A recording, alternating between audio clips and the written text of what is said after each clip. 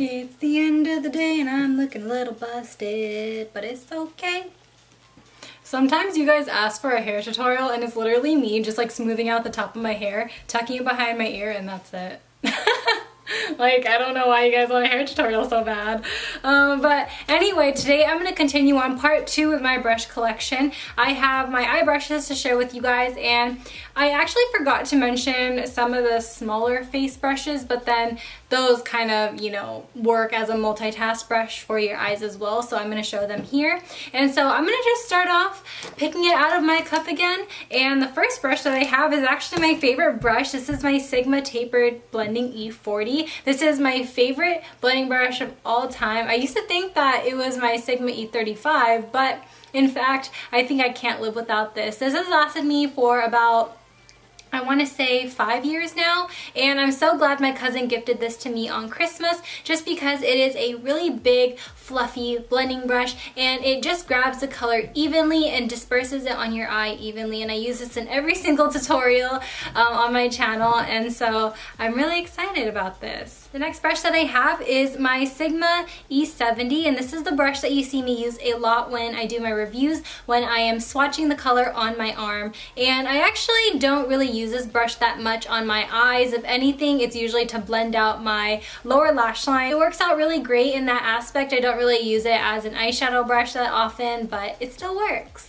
Here I have my AOA Studio High Def brush in E119. Now this is actually one of those multitask brushes that I mentioned in the intro, and I think that you could use this for multiple reasons. They market this as more of a concealer brush where you're concealing the outside of your eyebrow, excuse me, but personally I feel like you can really use this to place color on your lower lash line or even contour your nose with this. This is an amazing multitask brush. It's really dense and it blends out evenly. I have the AOA Studio High Def brush in E106. I did have a Bdellium Tools brush that was similar to this, but my best friend wanted that brush, so I gave that one to her and kept this one for myself. And what I like to use this brush for is to actually sometimes stipple on foundation or concealer, or even use some cream shadows and just lightly dust it on my eyes, or a highlighting brush. This is a really nice brush to have and own. A dual fiber brush like this is something that I don't typically go towards, but since I was introduced to the high def set, I think that this has actually, you know, changed my perspective on dual fiber brushes just a little bit. I have the Morphe E13, and this brush used to be my holy grail brush when I was a senior in high school. I used to use this brush every single day, and I used to like not wash it ever because I used the same color every single day, which is so embarrassing to say, but it's true. This brush is flat, but it's round and it tapers out like this, so I thought it would be like really cool to like blend out and then in, and it was pretty okay. Now I don't really use it that much. If I do use it, it's usually to blend out any uneven blending on my top lid or even my lower lash line. I have my trusty Morphe R39. Now this is the Morphe brush that I use almost religiously just because it is just the perfect brush, and I feel like there are so many companies that have this type of shape of brush, and I know Mac has one. I think it was like Mac 217. I think that was the first time I was ever introduced to a brush with this shape, and it was actually my sister's, because my sister told me, Jasmine, if you're looking for a good blending brush, try this. And you know, at that time I didn't really have money to spend on a Mac brush, so I said, nah, like let me get a Morphe brush. And so I ended up getting this one, and it actually works really, really well. You guys see me use this all the time in a lot of my tutorials. It fits perfectly on my lower lash line, right in that outer corner and right in my crease, and it does a really good job at defining like dark colors. It's so good and just grabs everything in this small brush, and I love it. I have my Sigma Exact Blend E32. Now I do have a very similar brush to this, but I actually put them in my car as like a, you know, travel brush. And I was trying to find a brush that was in this shape where it's small, it's pretty dense, but it blends out effortlessly, and it was so hard for me to find that type of brush. So when I saw that Sigma had one, I bought it right away because I said, that's the brush. That is exactly the one that I was looking for the longest time, and this fits right under my eyes. And I know I'm talking a lot about blending under the eyes, and I think that it's actually pretty crucial that you drag some type of shadow down there, especially if you're working with a pretty heavy eye. I know that today I have just a simple brown smoky eye, but if I didn't have anything on my lower lash line, it would kind of just look a little top heavy, which is why I try and find the perfect under eye brush, just because I do have small eyes, given I'm Asian. And so I think that this brush is actually really perfect to get right in my lower lash line. And I also have a brush that I like that is even smaller than this, and it is the Sigma E20. Now, held side by side, you could totally tell that the E20 has shorter hairs. And the reason why I actually bought this brush, because if you watch Soothing Sista, she actually does her brows with this brush. I tried doing that. It personally doesn't work for me. But if you're looking for a really nice dense brush to pack on your eyebrow powder, this is also good for that as well. It's also good to smudge your upper lash line if you're doing a smoked out wing liner, which I haven't perfected myself. I look stupid doing it. But I actually really like this brush for my lower lash line. I have the AOA Studio High Def Brush E110. I use this brush as a nose contour brush primarily, but you can also use this brush yet again on your lower lash line or even to fill in your eyebrows. I have the Bdellium Tools Studio 8 brush in 938. This is your blending concealer brush, but honestly I use this to pat on my powder on my eyes before I go in with my colored eyeshadow, and this just helps my other colors blend easier on top of it. And you can use this under your eyes to put powder or blend concealer, but personally I use different brushes for that. This brush is so busted, but it is the Sigma Pencil E30. I use this almost every single day. When I'm not using it, it's either drying or it's about to be washed. And that's very rare because I never wash this brush.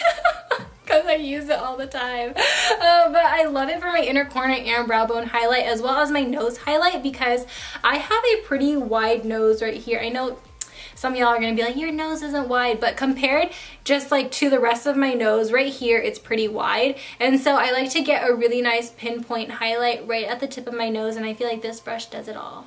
I got this brush in my Ipsy glam bag. This is the Ipsy T35. I didn't know if I would like this brush necessarily, and I remember this came in my first Ipsy bag, and I don't really know how I feel about it. I mean, it works really, really well, but I don't always gravitate towards it, and usually when I do, it's only to put color on the outer corner. I have my AOA Studio E119. You guys are probably thinking like, that's so basic, but let me tell you, I've been trying to find the perfect spoolie for my eyebrows because I feel like spoolies are really, really hard or really, really soft, or they just break easily, especially because spoolies are held together by a metal strip in the center. So sometimes if the metal is too malleable, it just literally bends off, or if it's too hard, it doesn't brush your product out, or it just hurts when you brush it out. And so I feel like this one is like the perfect one, and it's only $1, and I literally cannot get enough of this. I think I need to buy 5 more. I did get a question in my last video if I liked Real Technique brushes, and personally I enjoy their purple brushes. So I have the, oh god, the names are rubbed off, but this one's a brow brush. So I didn't necessarily use this as a brow brush when I first got it. I actually liked it for my lower lash line, but I actually do like it now for my eyebrow application. I used it today for my eyebrows, and I feel like now, since I am using more brow powders, this actually works really well, because when I first got this brush I was only using brow pomade, so I didn't feel like this was actually necessary, but now I really enjoy it. I have a Marc Jacobs brush that comes in the Your Place or Mine brush set. I personally do not use this brush at all. In fact, I don't use a lot of the brushes that come in that brush set, only the big powder brush that I mentioned in the first video. And this one is alright. It's not the best blending brush, and it's not the worst. It has a little point to it. Let me just spruce it up. It has a little point to it, and I'm not really fond of blending brushes that have a point. I like ones that actually fan out. I have the Bdellium Tools 167, and this is from their SFX kit, and this is actually what I use to blend out my concealer with, as opposed to the other Bdellium Tools brush that is meant for concealer. I like this one because it's more dense, and I feel like I can get a better coverage with it. The other one, this one is very soft, which, I mean, it's a good thing, but this one is stiffer. I have the AOA Studio High Def Brush in E108. I use this one to also blend out my concealer. I just like pat my concealer in, and I also can use this to set powder on my eyes. I can use this to apply some cream shadows, just sweep it on. It's in this really nice little angular shape on both sides, so it's really good to just sweep back and forth or just use one side to pat. And I don't know, I really like these type of brushes. They're really cool, intricate, and Kabuki brushes are actually kind of making a comeback for me. I have my AOA Studio High Def Brush E107. Now this is actually one that I feel like I get the most use out of, just because I can actually put down my powder really quickly because it is so flat, and you know, I'm Asian, so I don't really have that much of a crease or a shape on my eye. Does that make sense? I basically have like flat eyes, and so this is just really easy to pop on my powder and then take the remaining powder and then just pat it under my eyes. I can also blend out my concealer with this, and it's just really cool. I like this brush a lot, and I also like the other, the bigger version of this. It's cool. I like it. Here's the other Marc Jacobs brush that comes in that set. This one is the eyeshadow brush, and again, I don't really use it. I just started using it, and when I was using it as a nose contour brush, but ever since I got that Shop Miss A one, I've been using that one as a nose contour brush, so don't really use this anymore. Here's another Real Techniques brush. This is the Dome Shadow Brush, and I actually use this one as well as the other Dome Shadow Brush. I rubbed the name off completely off this one. I feel like these two are both the same. They come in the same set. I use this just to place powder on top of my eyes, and sometimes I'll use just the clean one and then blend over my shadows, like the very edge, to just make it look a little bit more smoked out. In that set, it also comes with the base shadow brush.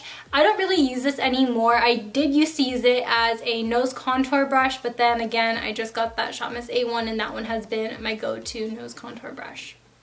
I have the Sigma Small Angle E65 brush, and this is what I use to apply my brow pomades with. I used to be a ride or die with my BH angled brush that had no name, and I don't know, that one I got a little tired of. I just thought maybe I need a thinner angled brush, and I found that this one was actually really, really good. A long time ago, I bought the Sigma Brow Expert Kit, which came with like 8 different things, and it also came with this little dual-ended brush. This one is the E75, which is the angled brow, and then the E80, which is the brow and lash spoolie. Okay, so I really enjoy the angled side, but then when I first got the spoolie, it was so hard. Like, I just felt like it was scratching my skin, almost like it was exfoliating my skin, and it was just really uncomfortable. But I think now that I've kind of worked with it a little bit and kind of got it to break in, it works a little bit better. But I don't know, I still like my Shop Miss A1.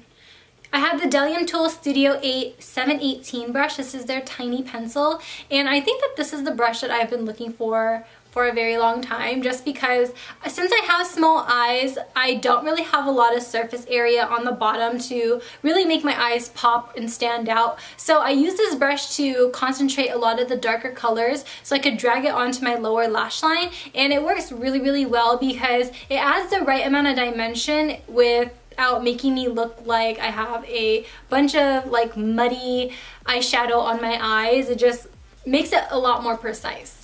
I have like 3 of these brushes. This is by e.l.f. This is their eyeliner brush, and it is just a flat brush like this. Something super simple. I think everybody has one. Like, I'm serious, I think everybody has this type of brush.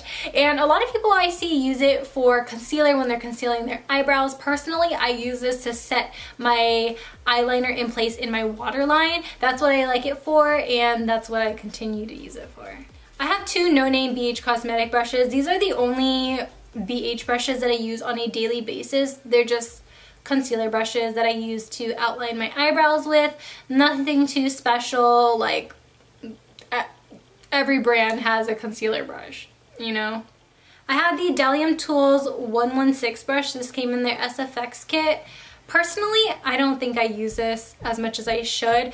I don't know. This is a really fine detail brush, and I'm personally not the type of person who will do SFX makeup year-round where I need the detail work, but when I was using this, I was using it in my Cookie Monster tutorial, and this brush was actually really handy in that tutorial where I was doing, you know, a lot of details like my eyebrows. I filled my whole entire eyebrow with this brush. It's so tiny, but it actually does work. Here I have my Furless brush in ME3. I got this one in an Ipsy bag as well, and I'm so surprised that the Ipsy bags have given me blending brushes, because I know a lot of the times they give people like eyeshadow brushes, and I'm not that type of girl. Like, give me blending brushes and I'm good to go. And this one is actually really flimsy, and I talked about this one in my part 1. Flimsy brushes are something that you should have in your collection at all times, just because it will help blend out shadows a lot easier. You know, when you have a tightly packed brush, it's going to make everything look a lot more concentrated, so you need something that will just disperse the color. My cousin has also gifted me this brush for Christmas years and years ago, and I cannot thank her enough, just because this brush actually saved me from my blending crisis. So this one is the Sigma E35. This is my first Sigma brush, and it just makes me so happy because you guys know, like, I've been using Sigma brushes for so long, and then for them to like make me an affiliate, I feel so honored. Like, are you kidding me? So whenever I use this brush or whenever I see it on the website, I'm like, God, that's where it all started. That's where it all began. And so, I just love this brush so much, and I think that this is your stereotypical blending brush. Like, this is the brush that everyone refers to when they're like, you need a blend.